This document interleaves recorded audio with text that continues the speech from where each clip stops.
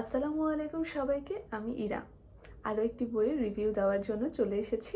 বহুব্রীহি বইটি মনে হয় অলরেডি অনেক পাঠকে পড়ে ফেলেছেন। আমার কাছে বহুব্রীহি বইটি আসলে অন্যরকম লেগেছে, কারণ হচ্ছে হুমায়ুন আহমেদ ক্লেম করেছেন যে তিনি তার প্রত্যেকটি বই আগে উপন্যাস লিখেন, তারপরে নাটক তৈরি করেন, কিন্তু এইটি প্রথম বই যেটি তিনি আগে নাটক তৈরি করেছেন, তার থেকে তিনি উপন্যাসটি নিয়েছেন। সো আমি একই সাথে নাটকটি এবং উপন্যাসটি পড়েছি এবং দেখেছি। আমি নাটকটি নিয়ে রিভিউ করব না, আমি উপন্যাসটি নিয়ে রিভিউ করব। অ্যাজ ইউজুয়াল হুমায়ুন আহমেদের লেখা যেমন হয়, যেই চরিত্রগুলো নিয়ে তার অল্প সংখ্যক কিছু চরিত্র নিয়ে তিনি একটি প্লট রেডি করে ফেলেন, এই বইটিও তেমনই। বইটিতে অল্প সংখ্যক কিছু ক্যারেক্টার আছে এবং হুমায়ুন আহমেদের সবচেয়ে বড় যে প্রতিভা বা ক্ষমতা বলা যায় সেটি হচ্ছে তিনি প্রত্যেকটি চরিত্রকে সমানভাবে মূল্যায়ন করেন। যেমন একটা পরিবারের কাজের লোককে যেরকম প্রায়োরিটি তিনি দিয়ে উঠিয়ে আনতে পারেন, তিনি তেমন যে বাড়ির কর্তা তাকেও সেম প্রায়োরিটি দিয়ে তিনি উঠিয়ে আনতে পারেন, এবং এটি তার একটি এক্সট্রা অর্ডিনারি প্রতিভা আমি বলবো লেখকদের জন্য। কারণ প্রত্যেকটা ক্যারেক্টারই মনের মধ্যে গেঁথে যাওয়ার মতো হয় না, কিন্তু হুমায়ুন আহমেদের বইয়ে প্রত্যেকটা ক্যারেক্টারই আপনি মন থেকে সরাতে পারবেন না। প্রতিটা ছোট হোক বড় হোক, প্রতিটা ক্যারেক্টারই আপনাকে সমানভাবে অ্যাট্রাক্ট করবে। তো সেই ধারাবাহিকতায় বহুব্রীহি বইটি আমার কাছে অসম্ভব ভালো লেগেছে বলা যায়। এই বইটিতে কয়েকটি চরিত্রর কথা বলা আছে, সেটি হচ্ছে সোবহান সাহেব, তারপর সোবহান সাহেবের স্ত্রী মিলু, তার দুই সন্তান মিলি এবং বিলু, তাদের একজন ভাড়াটিয়া আনিস, তার দুই সন্তান তার নিশা এবং টগর, আর ফরিদ, মিলি এবং বিলুর মামা, এবং তাদের দুজন কাজের লোক, রহিমার মা এবং কাদের। এছাড়া দুটি পার্শ্ব চরিত্র আছে, এমদাদ এবং পুতুল। হুমায়ুন আহমেদ যে কাজটি করেন তার ম্যাক্সিমাম উপন্যাসগুলোতে একটা সুন্দর পারিবারিক আবহের মধ্যে রেখে তিনি কোনো একটা মেসেজ দেন, বা ওই পারিপার্শ্বিক অবস্থাটা তিনি পাঠকদেরকে বোঝাতে যান।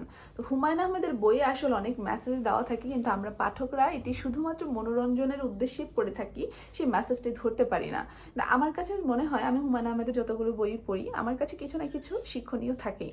এই বইটি থেকে আমি যেটি শিখেছি বা আমার মনে হয়েছে সেটি এটি সামাজিক যে আবহের একটা সুন্দর পরিবেশ সৃষ্টি করা যায়, সেটি আমার পারিবারিক আবহের যে মধ্যে রেখে অনেকগুলো মেসেজ প্রদান করা, সেই মেসেজটি তিনি আমাদেরকে দিতে চেয়েছেন।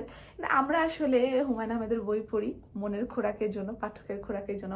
আমার মতো অনেকেই আছেন যিনি রিডার ব্লক কাটানোর জন্য হুমায়ুন আহমেদের বই পড়েন। যাই হোক, এই বইটির আসলে মূলত মূল কোনো কাহিনী নাই। সোবহান সাহেবের একটা ছোট্ট বাড়ি আছে, তিনি রিটায়ারমেন্টে চলে যাওয়ার পরে সে বাড়িতেই তার দিনগুলো কেমন কাটে, এবং ওই সময়ের কিছু ঘটনাই এই বইটিতে তিনি উল্লেখ করেছেন। ওই বাড়িটিতে যে সদস্যরা আছেন, সেই সদস্যদের প্রত্যেকটা মানুষের কিছু কিছু ঘটনাকেই তিনি এখানে উল্লেখ করেছেন। প্রতিদিনের প্রাত্যহিক রুটিনের যে জীবন চলন, সেই জীবন চলনের মধ্যে কিছু ঘটনা, যেমন মিলি এবং বিলুর যেই ডক্টর মনসুরের সাথে, তারপরে আনিসের সাথে যেই একটা ভালোবাসার সম্পর্ক তৈরি হয়, তারপর মামা ফরিদ যেই তার জীবনের যেই উদ্দেশ্য বা বিধেয় এটা স্পষ্ট নয়, কিন্তু একটা সময় যখন তিনি তার টাকা পয়সা পেয়ে যান, তখন তার সেন্সটা কেমন কাজ করে। তারপরে মিলুর মা যতটা সুন্দর করে সংসারটাকে গুছিয়ে রেখে তার সন্তানদের প্রায়োরিটি দেন।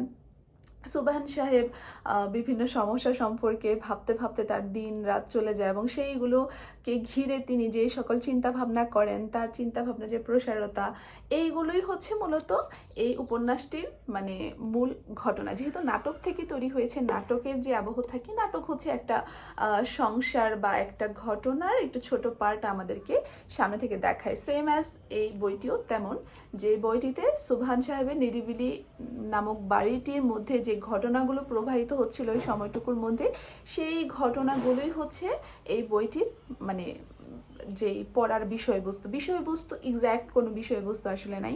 হুমায়ুন আহমেদের বইগুলো আসলে এরকমই হয়।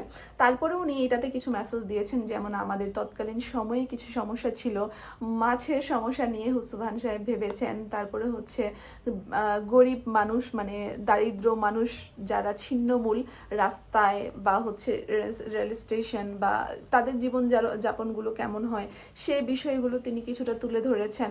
এই একটা ফ্যামিলি আবহের মধ্যে এই ছোট্ট ছোট্ট জিনিসগুলো কিন্তু তিনি আমাদেরকে জানিয়েছেন যে ওই সময়কার যেই সিচুয়েশনগুলো ছিল, যে আমরা নদীমাতৃক দেশ হওয়া সত্ত্বেও আমাদের দেশের জনসংখ্যা এত বেশি থাকার পরেও আমরা হচ্ছে মাছের যে চাহিদা ছিল সেটি আমরা ঠিকঠাক মতো পাইনি, কেন পাইনি, তারপরে হচ্ছে ছিন্নমূল মানুষগুলো এত কষ্ট কেন, কেন আমাদের ওই সময় বাংলাদেশ এত দারিদ্রতার চরমে পৌঁছে গিয়েছিল। দুর্নীতির কিছুটা অংশ দেখানো হয়েছে, যে উনি সুবহান সাহেব মৎস্য বিভাগে যাওয়ার পরে যে তার কর্মকর্তারা উদাসীন একটা হচ্ছে চরিত্র দেখায়, তো ওই সিচুয়েশনটাকেও ডিসক্রাইব করা হয়েছে অ্যাজ তখন বাংলাদেশ কতটা মানে বাংলাদেশ অধিদপ্তরগুলো বা যারা উন্নয়ন এ কাজ করা প্রয়োজন ছিল তারা কতটা দুর্নীতিগ্রস্ত ছিল।